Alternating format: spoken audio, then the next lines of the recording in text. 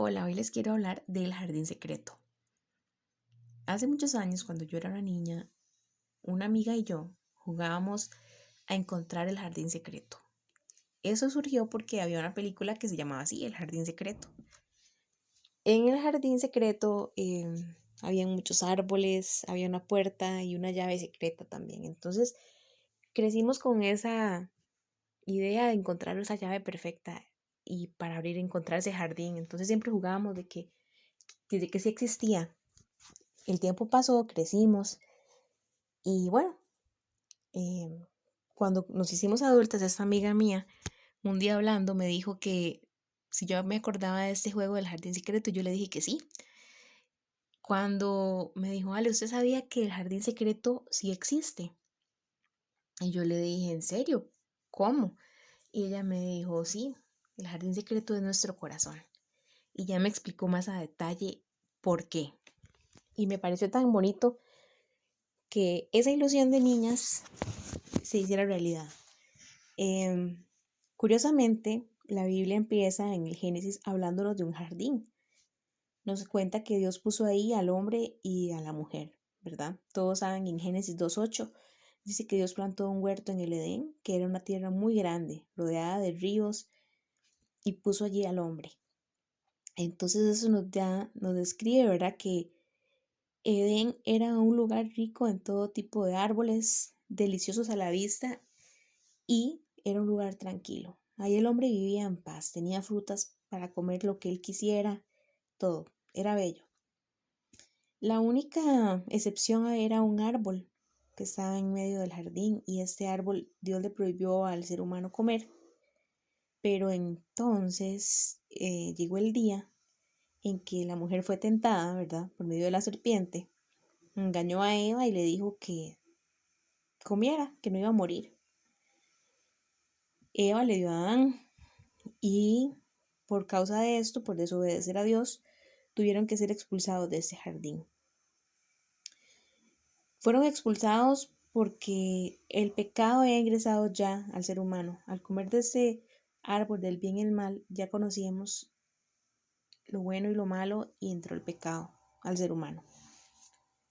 Dios tuvo que expulsarlos para que no comieran del árbol de la vida, porque ese era otro árbol que tampoco tenían que comer después de haber comido este árbol, ¿verdad? El árbol del bien y el mal. ¿Por qué? Porque el árbol de la vida es un árbol que daba la eternidad, la inmortalidad. ¿Qué pasaba si el ser humano ya había comido del árbol del bien y el mal y después comía del árbol de la vida? Hubiéramos sido eternamente pecadores, ¿verdad? Porque ya no podríamos morir. Pero bueno, entonces Dios expulsa al ser humano, él dijo, para que no coman del árbol de la inmortalidad. Y el hombre fue expulsado.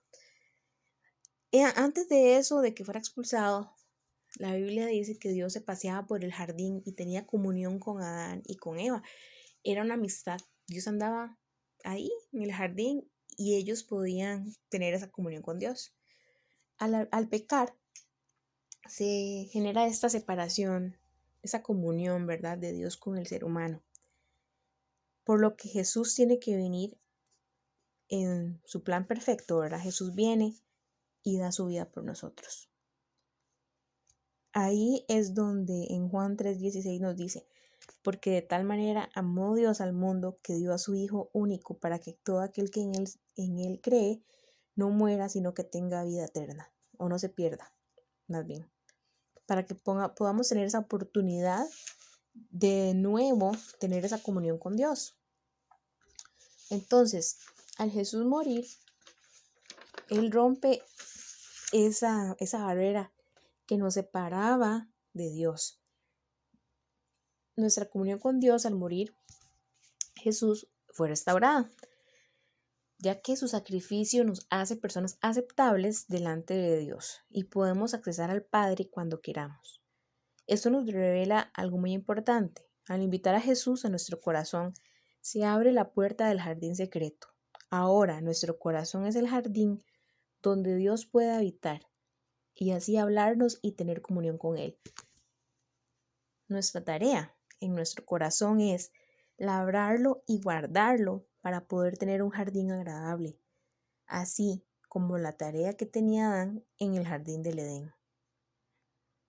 Entonces, podemos adentrarnos más en este tema, pero quiero hacer un segundo video para eso.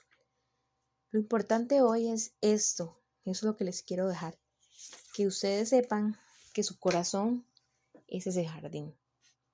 Si usted decide abrir esa puerta para que Dios entre, Él va a limpiar ese jardín, Él lo va a transformar en algo hermoso.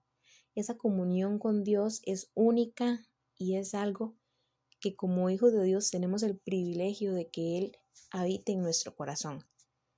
Y si usted no tiene a Dios en su corazón, quizás nunca le ha invitado, yo le invito a hacerlo, le invito a sacar ese tiempito ahí en su casa, en su cuarto, y decirle: Señor, te abro la puerta de mi corazón, entra en él, toma el control de mi vida. Quiero que este jardín secreto entre tú y yo sea cultivado cada día, en que yo me pueda acercar más a tu presencia y decirle: quiero que seas el dueño y señor de mi vida. Transforma lo que tengas que transformar, cámbiame, ayúdame a ser una persona de bien y ayúdame a cumplir tu voluntad. Y ahí es donde Dios empieza a transformar ese corazón, Dios empieza a hablarnos y nos empieza a demostrar que Él siempre ha querido tener esa comunión con nosotros. Así que esto es el mensaje que yo les quería dar. Abran su corazón, ese jardín secreto. Y esperen muy pronto la parte 2 del jardín secreto.